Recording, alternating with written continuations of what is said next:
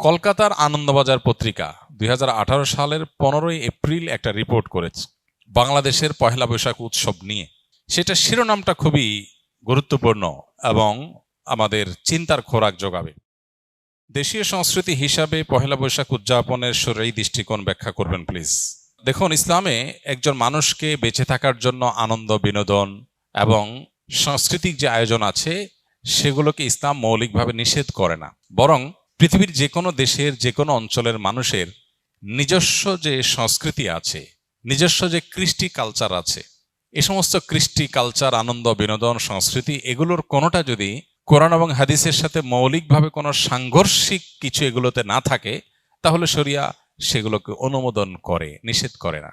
যেমন আমাদের নবী করিম সাল্লাল্লাহু আলাইহি সাল্লাম মক্কায় এবং মদিনায় তার এই উভয় জীবনে মক্কার এবং মদিনার মানুষদের আবহমান কাল থেকে চলে আসা অনেক কৃষ্টি কালচার আছে যেগুলোকে তিনি অস্বীকার করেননি, যেগুলোর সাথে কোরআন এবং হাদিসের কোনো সংঘর্ষ নেই।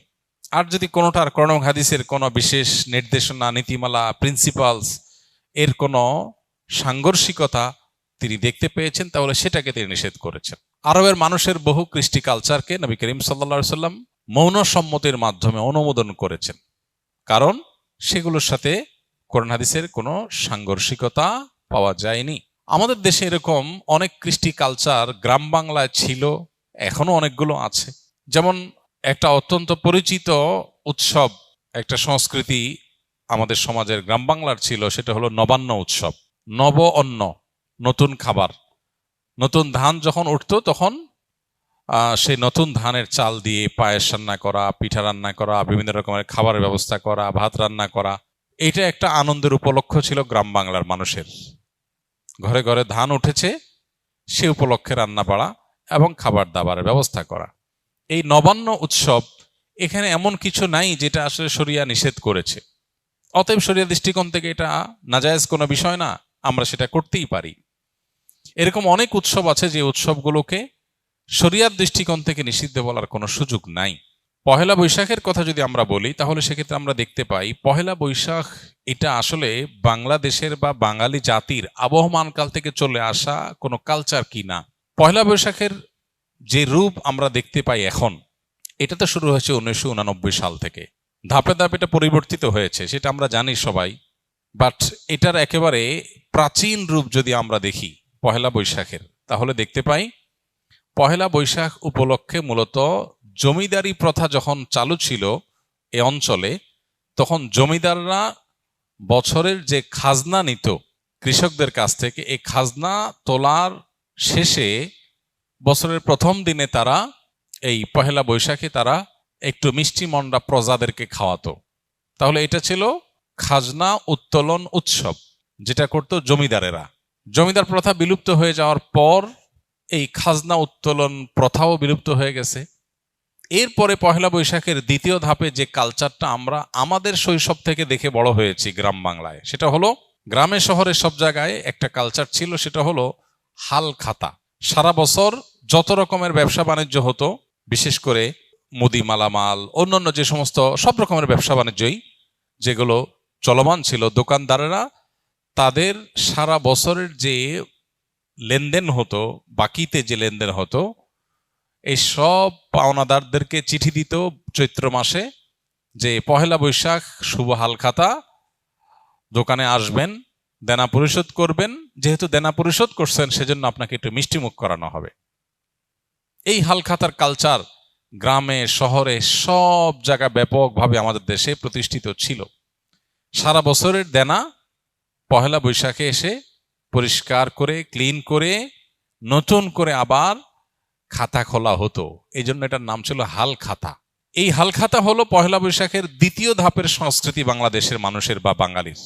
এরপরে 1989 সালে মূলত ঢাকা ইউনিভার্সিটির চারুকলা ইনস্টিটিউট থেকে কিছু শিক্ষক শিক্ষার্থীদের উদ্যোগে সর্বপ্রথম পহেলা বৈশাখ উপলক্ষে যে শোভাযাত্রা বের করা হয়, সেই শোভাযাত্রার নাম ছিল কি? আনন্দ শোভাযাত্রা। কিছুদিনের মধ্যেই সেটার নাম পরিবর্তন হয়ে গেল মঙ্গল শোভাযাত্রা। তারপরে আবার সেটা পরিবর্তিত হয়ে এখন বৈশাখী শোভাযাত্রা বা অন্য কোনো নাম পর্যন্ত হয়তো এসে ঠেকেছে। এই যে মঙ্গল শোভাযাত্রা, যেটি পহেলা বৈশাখ উপলক্ষে দীর্ঘ বেশ অনেক বছর যাবৎ খুব ঘটা করে প্রতিপালিত হয়েছে আমাদের সমাজে। এটা প্রথম কথা হলো বাংলাদেশের মানুষের বা বাঙালি জাতির আবহমানকাল থেকে চলে আসা কোনো কালচার না। কৃষ্টি বা কালচার কোনো কলেজ বিশ্ববিদ্যালয় থেকে পরিকল্পিতভাবে নোট লেখে একদম সাজিয়ে গুছিয়ে কোনো কৃষ্টি বা কালচার এভাবে শুরু হয় না। আমাদের বাংলাদেশের মানুষের যে আবহমানকাল থেকে যে চলে আসা কালচারগুলো একেবারে মানুষের ভেতর থেকে উঠে এসেছে, এই পহেলা বৈশাখ উপলক্ষে মঙ্গল শোভাযাত্রার নামে যা হচ্ছে অন্তত এটা কখনো সে আবহমানকাল থেকে চলে আসা বাংলাদেশের মানুষের মধ্য থেকে গড়ে ওঠা বেড়ে ওঠা কোনো কৃষ্টি বা কালচার না। এটা হলো প্রথম কথা। দ্বিতীয় কথা হলো যে এই পহেলা বৈশাখের মঙ্গল শোভাযাত্রাকে ঘিরে যত আয়োজন হয়ে থাকে, বিশেষ করে মঙ্গল শোভাযাত্রা যে বিভিন্ন প্রাণীর মুখোশ এবং বিভিন্ন রকমের প্রাণীর ভাস্কর্য এটা নিয়ে যে র্যালি বের করা হয়ে থাকে, খুব সচেতনভাবে আপনি লক্ষ্য করলে দেখতে পাবেন এখানে পেঁচা, ইঁদুর, হাঁস, ময়ূর এমন কিছু প্রাণীর মুখোশ সেখানে খুবই পরিকল্পিতভাবে ব্যবহার করা হয়, প্রদর্শন করা হয়, যেগুলো একটা বিশেষ ধর্মের মানুষের ধর্মীয় বিশ্বাসের সাথে সংশ্লিষ্ট, যেগুলোর অনেকগুলোই হিন্দুদের বিভিন্ন দেবতার বাহন হিসাবে হিন্দু ধর্মে এটি প্রতিষ্ঠিত। এবং এই যে শোভাযাত্রা হয়ে থাকে, এই শোভাযাত্রার আয়োজক চারুকলা ইনস্টিটিউট সংশ্লিষ্ট শিক্ষক বৃন্দ, ব্যক্তিবর্গ বিভিন্ন সময়ে যে সমস্ত বক্তব্য পত্রপত্রিকা দিয়েছেন, আপনি এখনো গুগল করলে, অনলাইনে সার্চ করলে আপনি দেখতে পাবেন যে তারা স্পষ্ট করে বলেছেন মঙ্গল শোভাযাত্রাটা হলো মঙ্গলের উদ্দেশ্যে যাত্রা। মানে এই যাত্রা কেন হচ্ছে? যাতে করে মঙ্গল আসে। তো একজন ইমানদার তিনি মঙ্গল আসার জন্য দোয়া করবেন আল্লাহর কাছে, আর চেষ্টা করবেন, পরিশ্রম করবেন। প্রতিদিন প্রত্যেক ওয়াক্ত নামাজে আল্লাহ আমাদেরকে মুয়াজ্জিনের মাধ্যমে ডাক দিচ্ছেন, হাইয়া আলাস সালাহ হাইয়া আলাল ফালাহ, মঙ্গলের পথে আসো। প্রতিদিন 5 বার ডাকা হচ্ছে সালাতে আসার, আল্লাহর কাছ থেকে দোয়া করে প্রার্থনা করে মঙ্গল চাওয়ার নির্দেশ আমাদেরকে দেয়া হচ্ছে। সেখানে এই বিশেষ প্রাণীর মুখোশ এটা ধারণ করার, র্যালিতে নিয়ে বের করার মধ্য দিয়ে মঙ্গল আসতে পারে বা মঙ্গল এভাবে আহ্বান করে মঙ্গল আনা যেতে পারে, এরকম বিশ্বাস করা ইমানের সাথে অসঙ্গতিপূর্ণ। এই বিষয়গুলোকে সামনে রাখলে স্পষ্ট হয় যে এটা আসলে মুসলমানদের ওপর চাপিয়ে দেওয়া একটা সংস্কৃতি, যেটা মূলত অনেক ক্ষেত্রে হিন্দু ধর্মের মানুষদের সংস্কৃতি, সেটা মুসলমানদের উপরে চাপিয়ে দেওয়া হচ্ছে। পহেলা বৈশাখকে ঘিরে, মঙ্গল শোভাযাত্রাকে ঘিরে যে কালচার, যে কৃষ্টি আমাদের সমাজে আজ পরিচিতি লাভ করেছে, যেটা আমরা মঙ্গল শোভাযাত্রা দেখতে পাই, এইটাতে আপনি যে সমস্ত উপাদান দেখতে পাবেন এগুলো মূলত একটা বিশেষ ধর্মের মানুষের ধর্মীয় বিষয় আশয়, সেগুলোকে বাঙালি সংস্কৃতির নামে আমাদের সমাজে গেলানো হচ্ছে। খুবই দুর্ভাগ্যজনক বাস্তবতা। নবীজি বলেছেন, মান তাশাব্বাহা বিকওমিন ফাহুয়া মিনহুম, যে ব্যক্তি কোনো জাতির সাথে সাদৃশ্য গ্রহণ করবে সে তাদের অন্তর্ভুক্ত হয়ে যাবে। এ ব্যাপারে আমি লক্ষ্য করেছি বেশ কয়েক বছর আগে থেকে। গত পরশু দিনও আমি আবারও এ বিষয়ে অনলাইনে সার্চ করে দেখেছি। কলকাতার আনন্দবাজার পত্রিকা 2018 সালের 15 এপ্রিল একটা রিপোর্ট করেছে বাংলাদেশের পহেলা বৈশাখ উৎসব নিয়ে। সেটা শিরোনামটা খুবই গুরুত্বপূর্ণ এবং আমাদের চিন্তার খোরাক যোগাবে। এখনো সেটা অনলাইনে আছে, এখনো আছে। মানে কখন ডিলিট করে ফেলে তারা বা ডিলিট হয়ে যায় আমরা জানি না, তবে এখনো আছে। কলকাতার আনন্দবাজার পত্রিকা ঢাকার এই পহেলা বৈশাখ উপলক্ষে যে আয়োজন, বাঙালি উৎসবের নামে যেটা গেলানো হচ্ছে মুসলমানদেরকে, সেটা সম্পর্কে শিরোনাম করেছে, হেডলাইন করেছে, ঢাকার পয়লা যেন অষ্টমীর এক ডালিয়া।